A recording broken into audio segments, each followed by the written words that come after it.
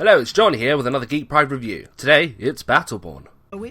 So, once upon a whole hell of a long time ago, the very first civilization in all the known universe carved an idea into a stone.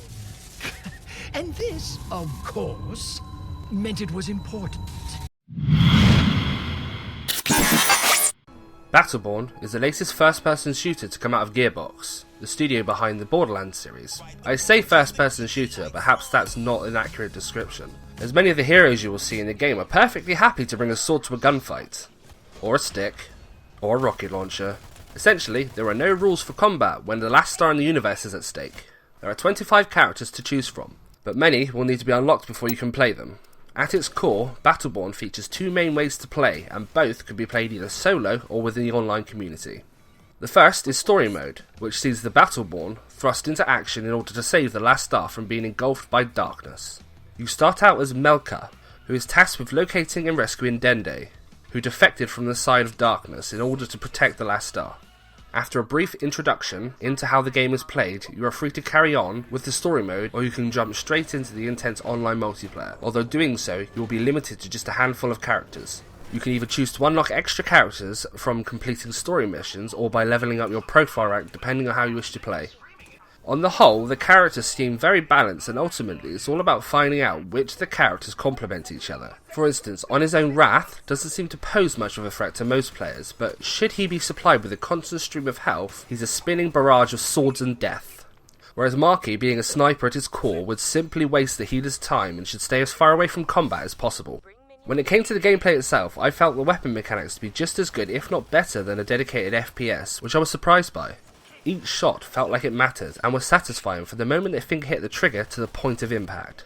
The same goes for the swords and stick wielders. To cut an enemy down in a flurry of darkness and confusion was enough to get me hooked. Yes, Battleborn can be classed as an FPS MOBA on paper, but when you get to playing it, you realise that how much more it really is. The game features a mode called Meltdown, where like classic MOBAs, you are tasked with escorting your minions to their destination whilst dealing with hostile entities. You will be fighting a range of robotic monstrosities as well as various aggressive and non-aggressive turrets. Amongst all that, you have all the other players to contend to as you clash head to head in order to have your own robots eaten by a giant menacing face. And multiplayer also features a mode called Capture Maps, which plays like the classic Capture the Flag mode.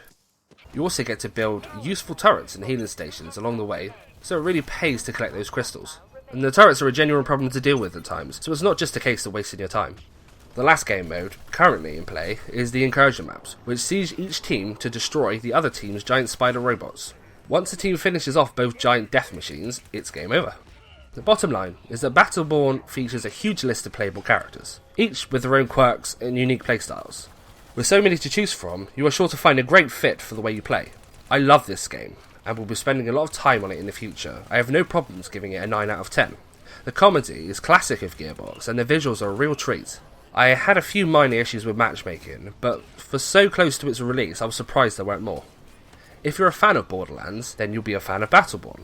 There are lots of elements similar with the two, but not so similar that you don't feel like you're getting something new. Thanks for watching, hit like and subscribe, and stay tuned for more Geek Pride reviews.